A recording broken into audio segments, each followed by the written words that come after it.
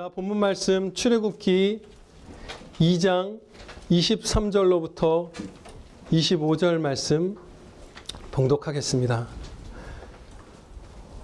여러 해 후에 애굽 왕은 죽었고 이스라엘 자손은 고된 노동으로 말미암아 탄식하며 부르짖으니 그 고된 노동으로 말미암아 부르짖는 소리가 하나님께 상달된지라. 하나님이 그들의 고통 소리를 들으시고 하나님이 아브라함과 이삭과 야곱에게 세운 그의 언약을 기억하사 하나님이 이스라엘 자손을 돌보셨고 하나님이 그들을 기억하셨더라. 아멘. 본문 말씀 출애굽기 2장 23절로부터 25절 말씀, 진실되게 부르짖으면 하나님께서 건지신다 라는 제목으로 하나님의 말씀 선포하도록 하겠습니다.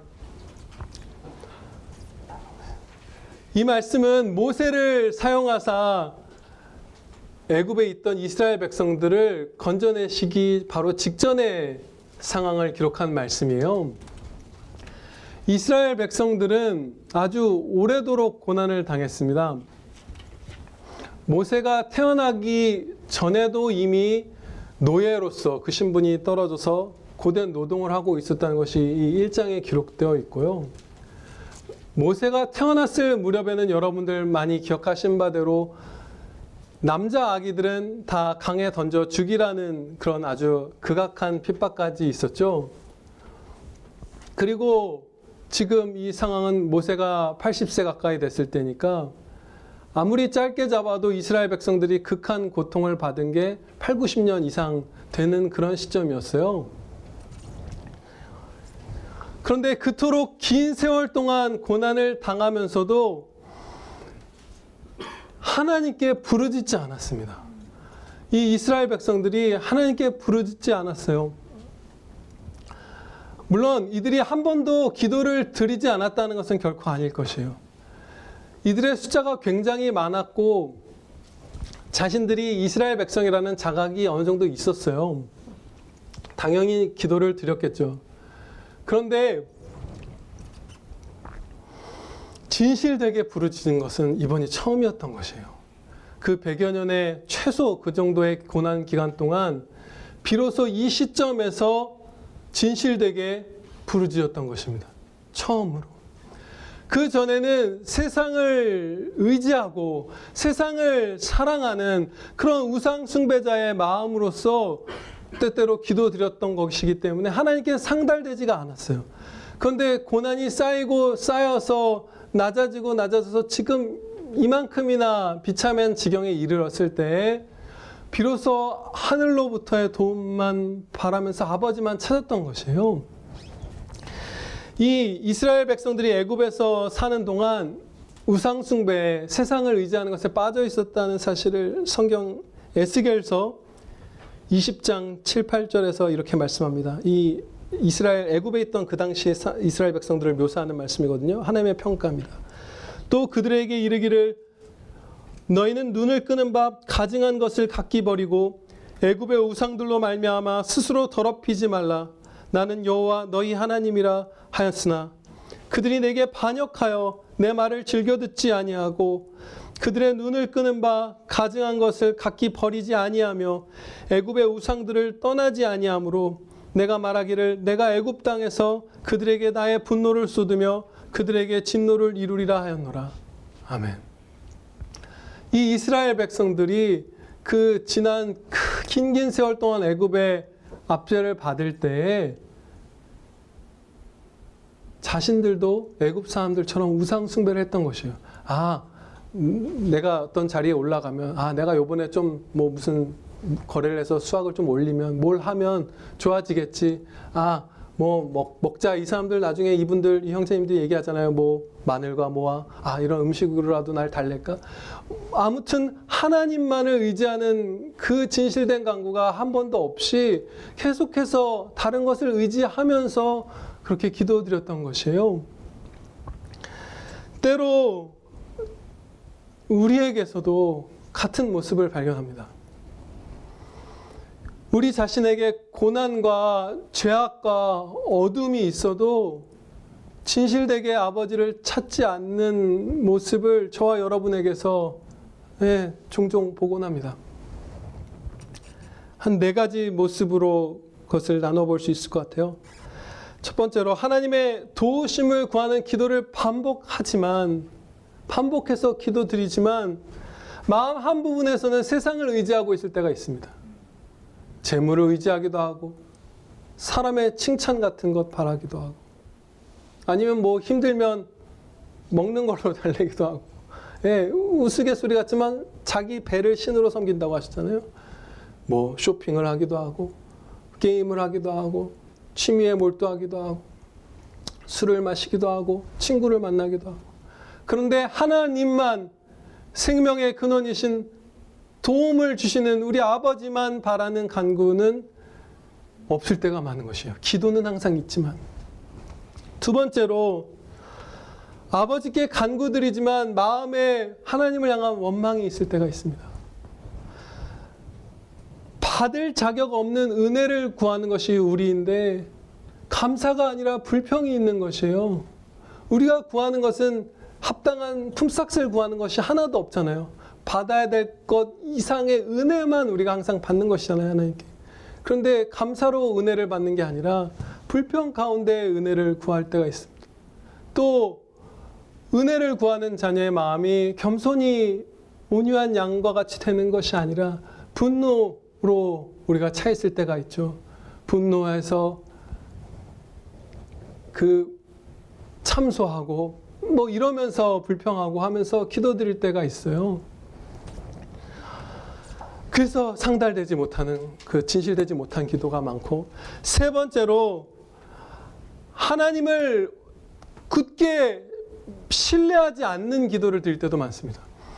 예를 들어서 정말로 외양간에 소가 없고 무화과나무에 소산이 없어도 여호와로 말미암아 그런 것이 풍부한 사람들보다도 더 기뻐할 수 있나?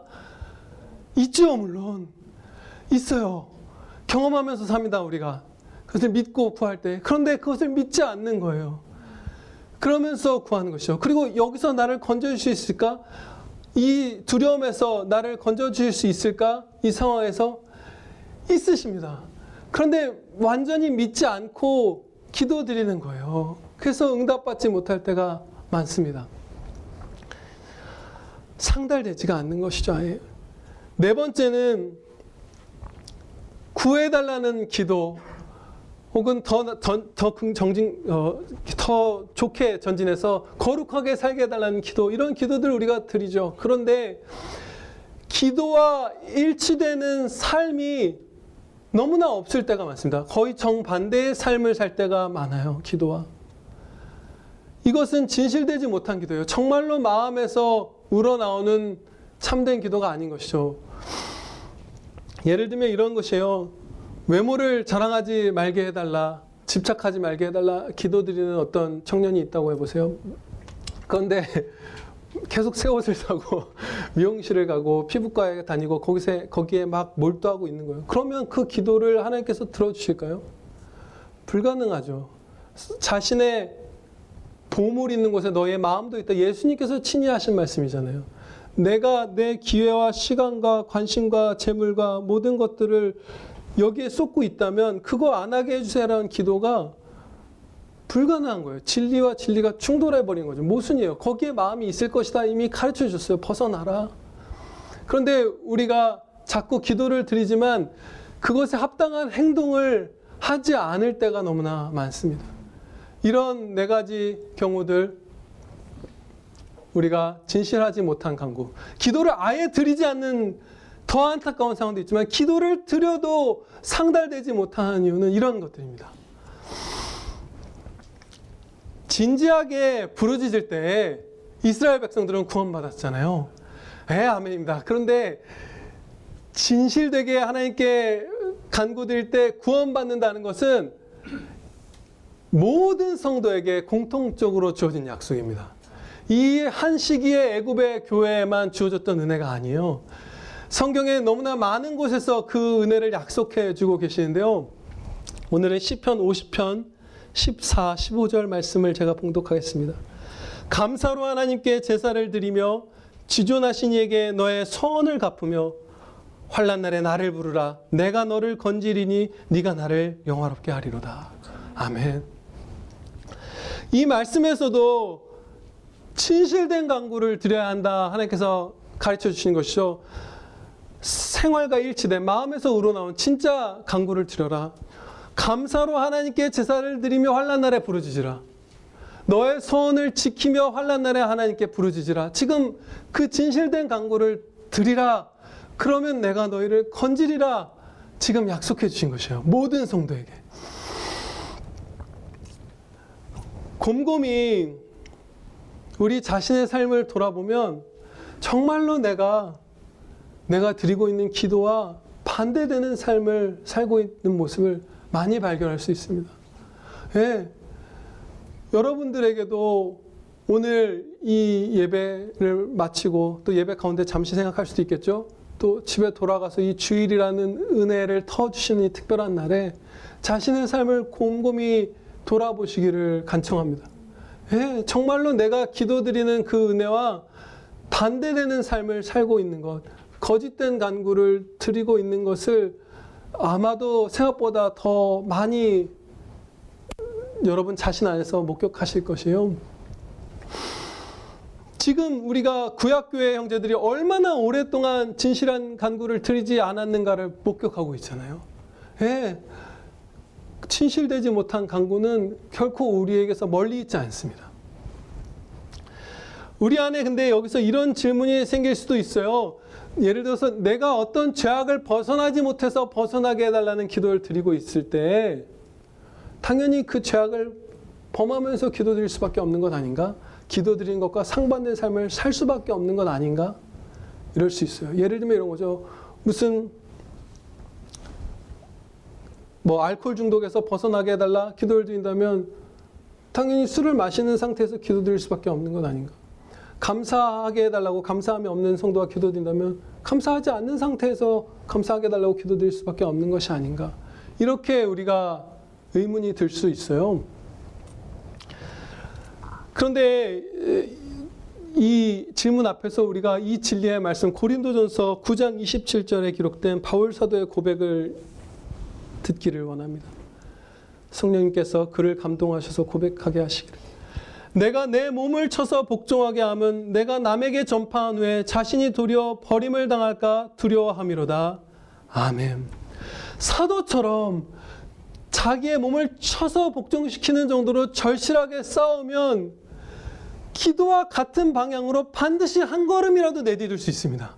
네, 아멘이에요. 맞아요. 그 기회를 항상 하나님께서 은혜로 확보해 주시고 계십니다. 사도는 바로 10줄 뒤에 연관되는 말씀들을 하다가 바로 10줄쯤 뒤에 이런 말씀을 기록했어요.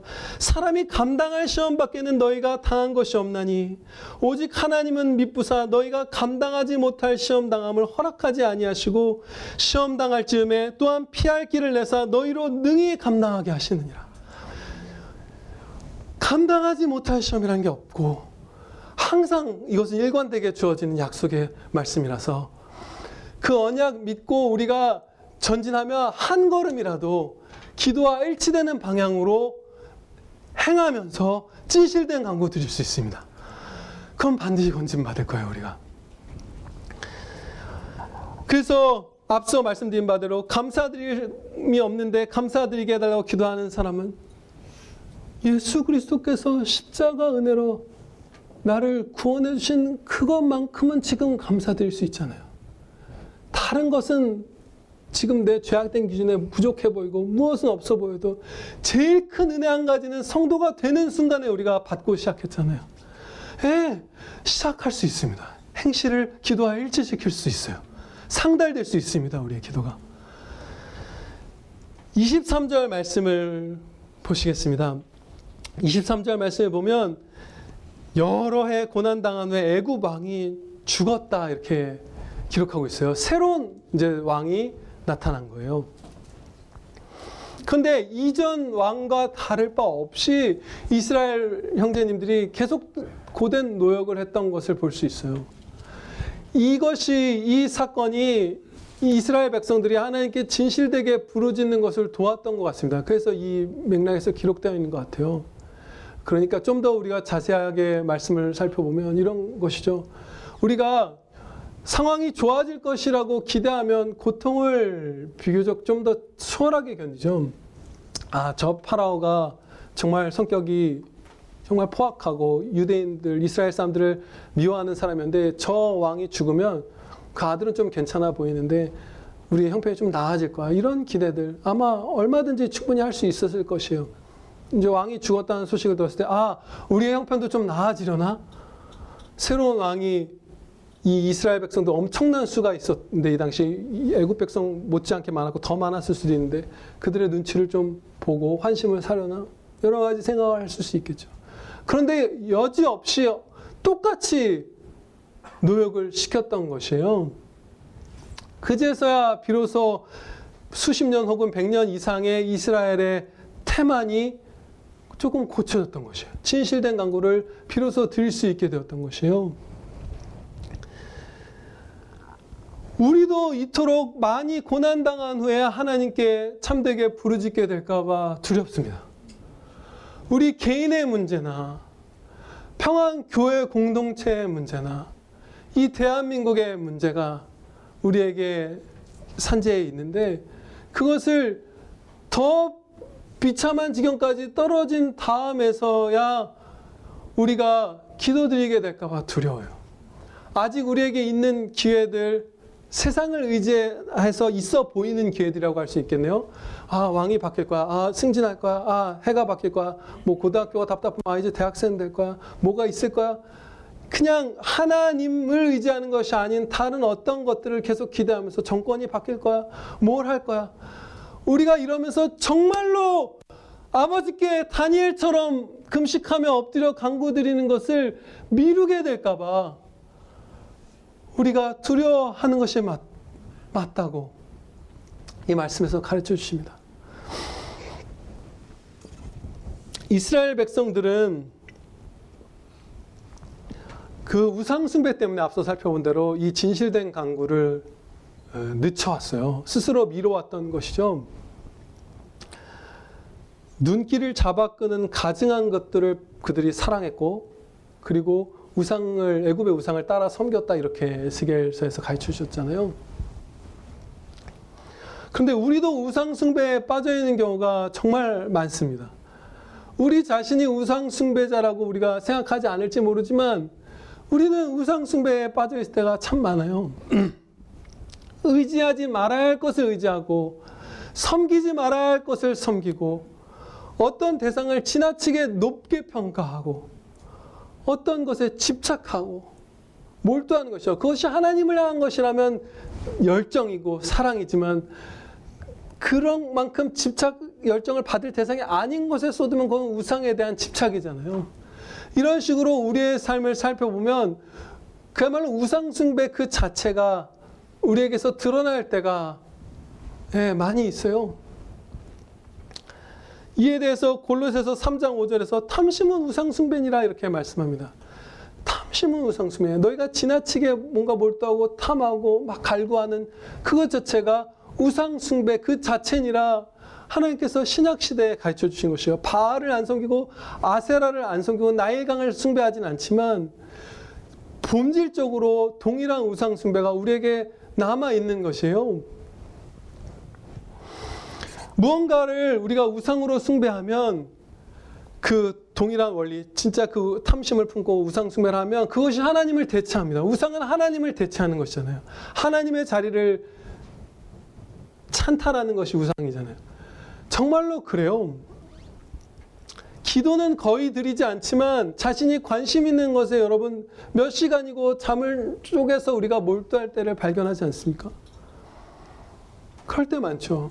그리고 기도를 드리다가도 여러분 이런 경험, 저와 같은 경험이 있으신지 모르겠는데 저는 제가 막 관심을 갖고 집착하고 있는 것들이 기도 중에도 그 생각이 날 때가 많아요. 네, 기도 중에도 그 생각이 날 때가 많아요. 뭐 예를 들면 뭐 아이패드를 제가 실제로 그런 건 아니에요. 근데 아이패드를 제가 관심을 갖고 있으면 기도 드리다가 아이패드 생각이 나는 거예요. 그런 식의 여러분 경험 없으신가요? 여행 갈 계획 짜다가 그 생각이 나고, 뭐 갖고 싶은 거 생각나고, 무슨 뭐 이사 갈 집이 생각나고, 뭐가 생각나고, 그런 적 없으신가요? 예, 많은 분들이 지금 고개를 끄덕여 주시는데, 그렇습니다. 하나님의 자리를 대체하는 거예요. 예수님 안에서 하나님의 은혜의 보좌 앞에 나아갔다가 그 우상한테 그 기도 가운데 기도인 것을 잊어버리고 영혼을 돌려버리기까지 하는 것이 우리에게서 오늘 일어나고 있는 우상숭배입니다. 그래서 우리의 기도가 상달되지 못하는 것이에요. 그런 우상숭배가 만연해 있기 때문에 우리에게 자주.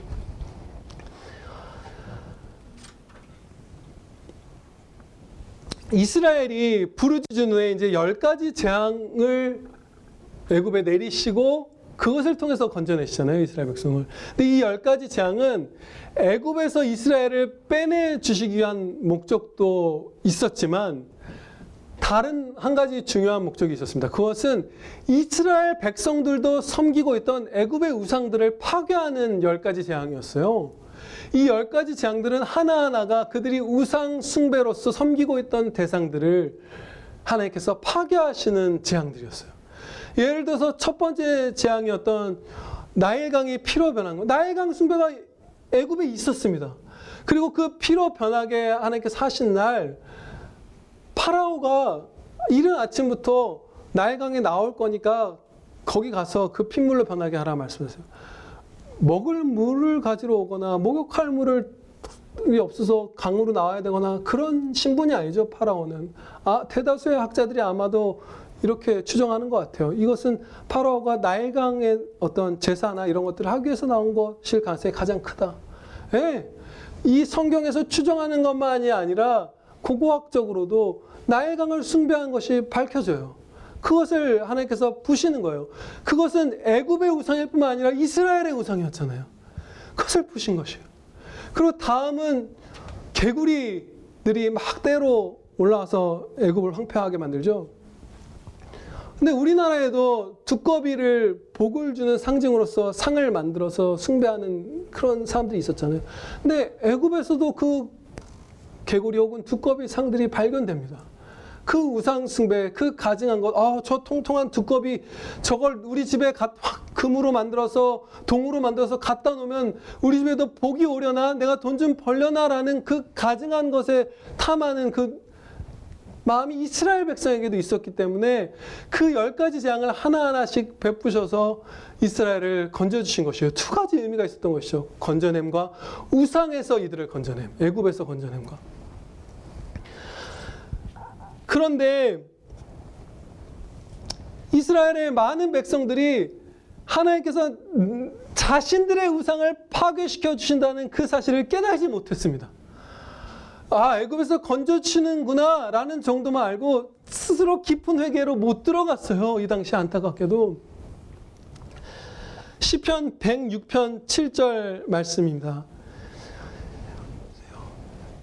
우리의 조상들이 애굽에 있을 때 주의 기이한 일들을 깨닫지 못하며 주의 크신 인자를 기억하지 아니하고 바다 곧 홍해에서 거역하였나이다.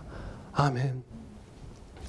10가지 재앙으로 모든 우상들이 파괴되면서 하나님만이 참 하나님이시다라는 걸 그 기이한 일들을 베푸시면서 건져내셨는데 그 의미를 몰랐다는 거예요. 많은 백성들이.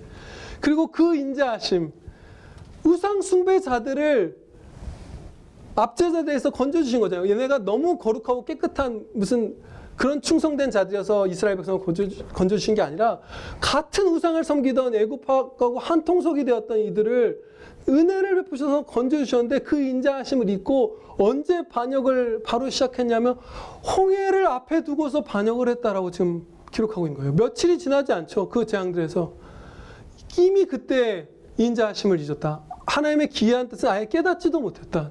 많은 부분을 그렇게 기록하고 있어요.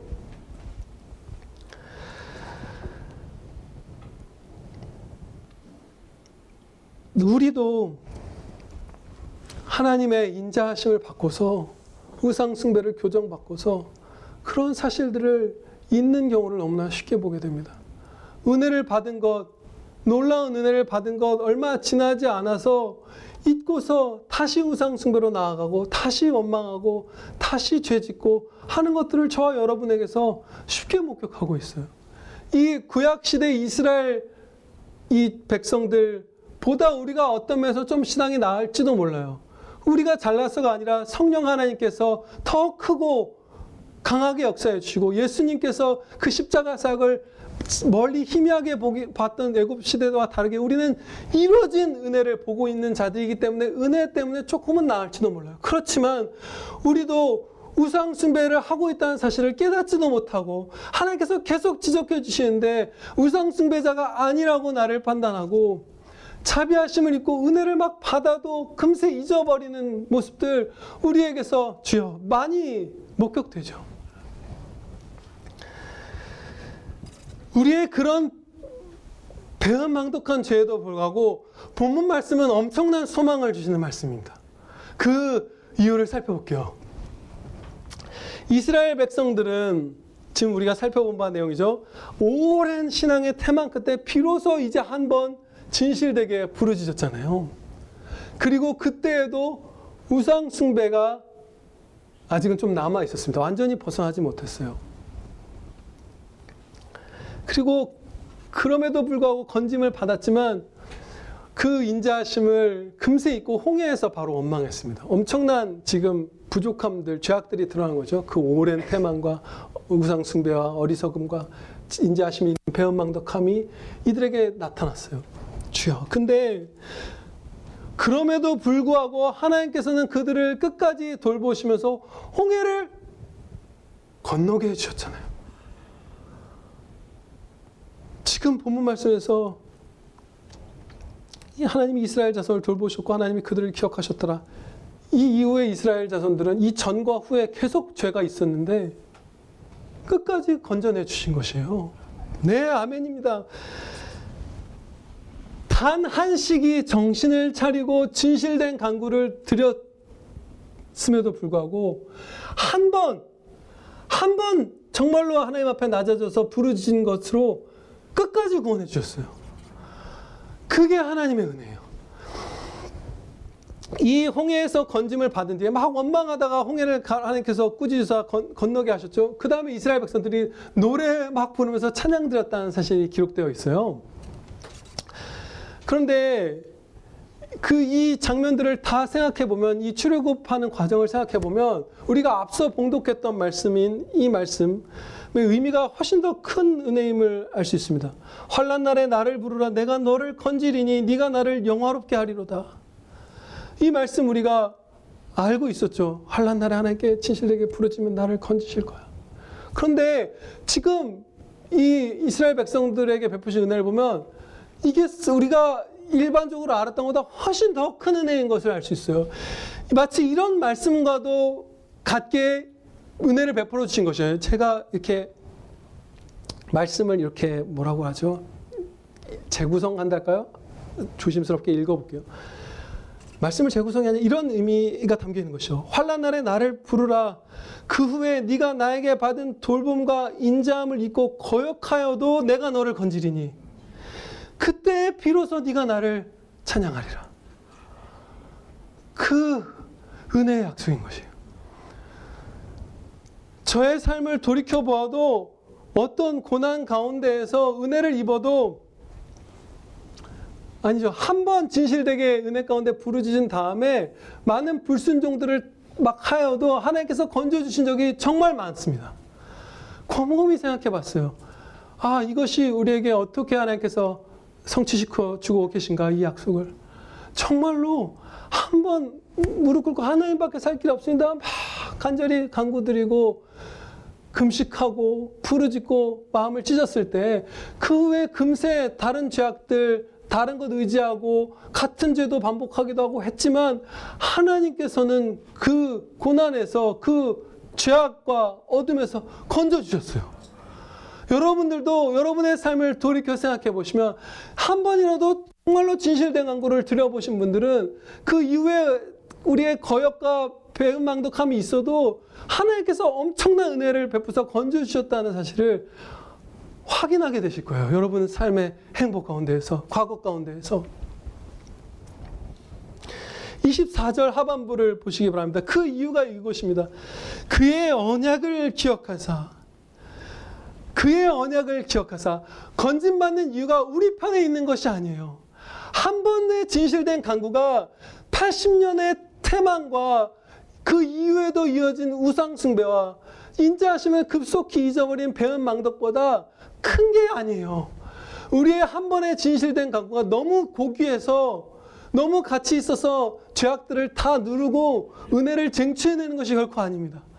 우리는 죄악되고 자격이 없지만 하나님께서 은혜로 주신 약속을 기억하사, 하나님이 먼저 일방적으로 내려주신 그 은혜로운 약속들을 기억하사 우리를 구원해 주시는 것이에요. 예, 건지심의 그 근거가 하나님 편에 있는 것입니다. 그래서 우리가 그렇게 부족하더라도, 바로 홍해에서 원망하더라도 한 번이라도 하나님께 부르짖을 때, 부르짖으면 건지시겠다 약속하셨기 때문에 그 약속을 이뤄주실 것입니다. 아버지께 기도 드리시겠습니다. 은혜로우신 하나님 아버지, 하나님의 이 부르짖으면 구하여 주시리라 하신 이 약속 베풀어 주심을 감사합니다. 아버지 하나님, 이 이스라엘 백성들이 애굽에서 길고 긴 세월을 태만하게 보내다가 단 한 번, 단 한 차례 아버지 앞에 엎드렸을 때 그들을 구원해 주셨나이다. 아버지 하나님, 저희 모든 성도들 각자가 갖고 있는 고난들, 죄악들, 어두움들, 상함들, 오직 하나님만 의지하면서 영혼의 무릎을 꿇고 아버지 하나님께 진실된 간구 드려서 다 건진받게 하여 주시옵소서. 하나님의 이 불변하는 약속 감사 찬양 드리옵나이다. 예수 그리스도의 이름으로 기도드리옵나이다. 아멘.